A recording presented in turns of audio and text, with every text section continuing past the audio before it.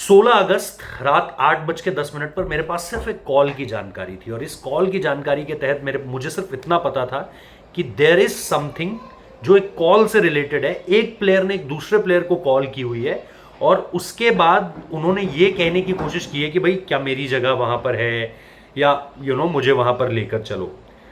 अब at this point of time मैं इस पूरे के पूरे वीडियो में भी आपको ये बताऊंगा कि शुभमन गिल के लिए चीज़ें कैसे खराब हुई, और सिर्फ शुभमन गिल नहीं बल्कि बाकी इस समय पर क्या चल रहा है। बहुत लोग बोल रहे हैं प्रेस कॉन्फ्रेंस नहीं होगी, एंड यस, प्रेस कॉन्फ्रेंस के ना होने को लेकर के भी एक सवाल उठे थे, बट उसकी वजह क्या है। कई लोग ये बोल रहे हैं कि जी पाकिस्तान के बारे में जवाब नहीं देना चाहती है बीसीसीआई या टीम मैनेजमेंट, इसलिए प्रेस कॉन्फ्रेंस नहीं कर रही है, या कुछ मुश्किल सवाल इस बार आ खड़े हुए हैं उसके बारे में जवाब नहीं देना चाहती है। ऐसा कुछ भी नहीं है भाई।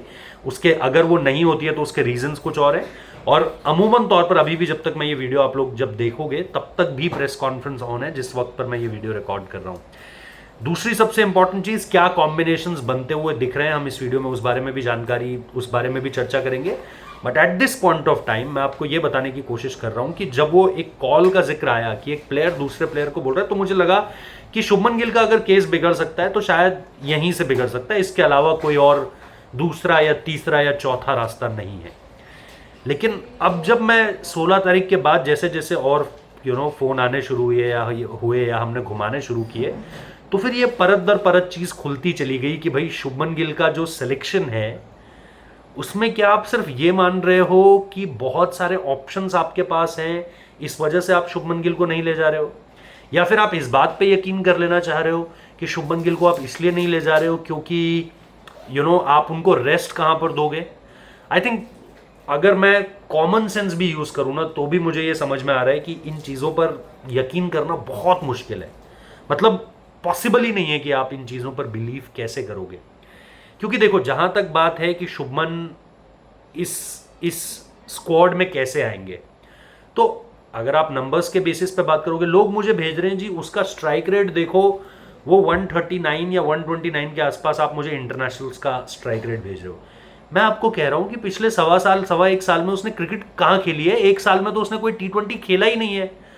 इसीलिए मेरे पास रिसेंटली जो एक सैंपल साइज है वो आईपीएल का बचता है, जो कि दुनिया की सबसे तगड़ी लीग है। ऐसा नहीं है कि उसने पीएसएल में जाके वो रन बनाए हैं, या कहीं सीपीएल में जाके यहाँ बांग्लादेश प्रीमियर या नेपाल के अगेंस्ट वो रन बनाए हैं। उसने वो रन आईपीएल में बनाए हैं, और अगेन 50 से ऊपर का एवरेज, 155 से ऊपर का स्ट्राइक रेट, और कंटिन्यूसली अलग अलग जगह पे अलग अलग कंडीशंस में रन बनाना। तो मेरे पास जो सबसे रिसेंट सैंपल साइज होगा मैं उसका इस्तेमाल तो जरूर करूंगा, या फिर मैं ये देखूंगा नहीं यार मैं पिछले 1-1.5-2 साल में देखता हूं। पिछले 1.5-2 साल में मैं जानना चाह रहा हूं शुभमन गिल ने कितने T20 इंटरनेशनल T20s कितने खेले हैं, और मैं उसमें भी आपसे रिसेंटली जानना चाह रहा हूं। लोग मुझे उसका करियर, भाई जब उसने शुरू करा था तब उसका स्ट्राइक रेट कम था। आप पिछले 3 सालों में देखो उसने अपना स्ट्राइक रेट पे कितना काम किया है। एंड अगेन उसके लिए अगेन मुझे आपको आईपीएल इसलिए ले जाना पड़ रहा है क्योंकि जैसा मैंने कहा पिछले 1 साल में उसने T20 क्रिकेट खेली ही नहीं है। तो लोग एक मुझे T20 का इंटरनेशनल आंकड़े दिखा रहे हैं। भाई इंटरनेशनल आंकड़े तब दिखाओ जब मुझे ये तो बताओ कि रिसेंटली में उसका कौन सा परफॉर्मेंस है। रिसेंटली कोई परफॉर्मेंस ही नहीं है, तो परफॉर्मेंस इसलिए नहीं है क्योंकि मैच ही नहीं मिला कोई। एंड देन आप उसकी पारियां जिम्बाब्वे में देख लो, और लोग बोलेंगे जिम्बाब्वे तो आसान था, पहला मैच हार गए थे भाई आप, जिम्बाब्वे आसान नहीं था इस बार। I was there in Zimbabwe. तो पहली चीज वहां पर बनती है। दूसरी चीज, मैं सिर्फ इतना जानना चाह रहा हूं कि अजीत अगरकर, मुझे आज भी वो प्रेस कॉन्फ्रेंस याद है, मैं श्रीलंका में था, श्रीलंका आने से पहले टीम इंडिया की प्रेस कॉन्फ्रेंस होती है, अजीत अगरकर और गौतम गंभीर दोनों बैठते हैं।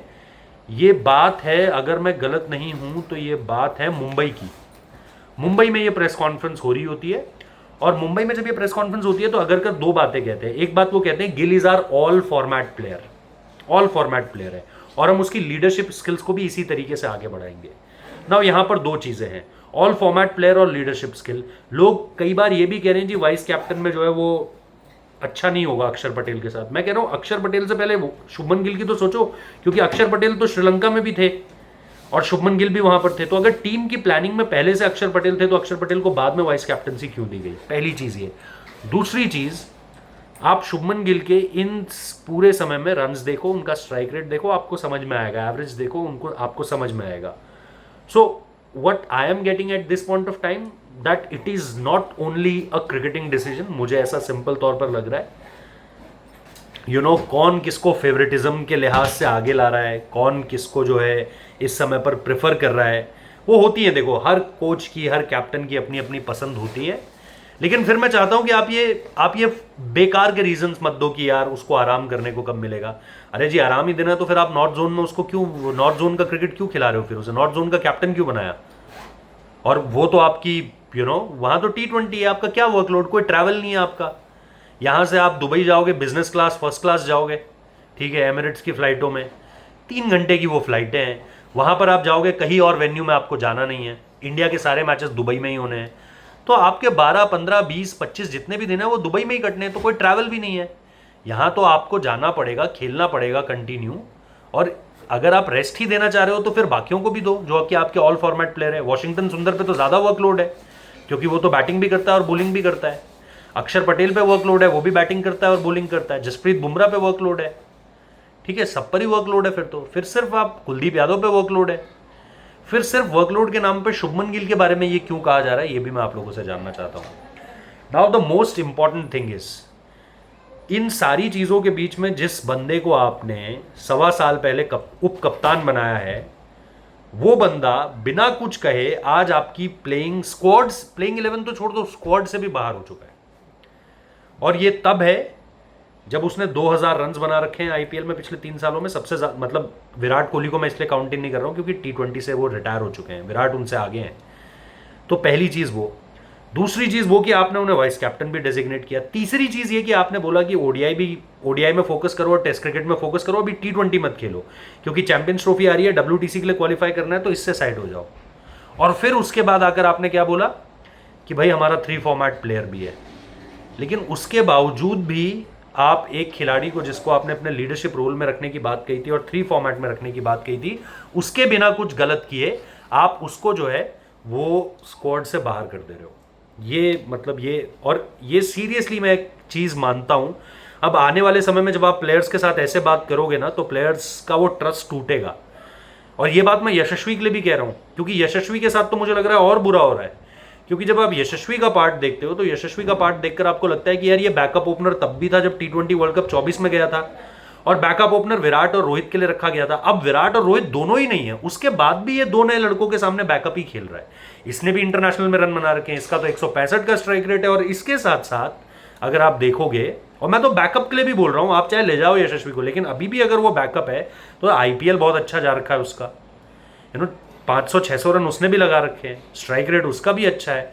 टीम नहीं जीत पाई क्योंकि वो बाकी कंट्रीब्यूट नहीं कर पा रहे थे। तो मुझे लगता है कि at this point of time हम उसको लेकर के भी यही माथापच्ची कर रहे हैं, यशस्वी जायसवाल को लेकर के भी।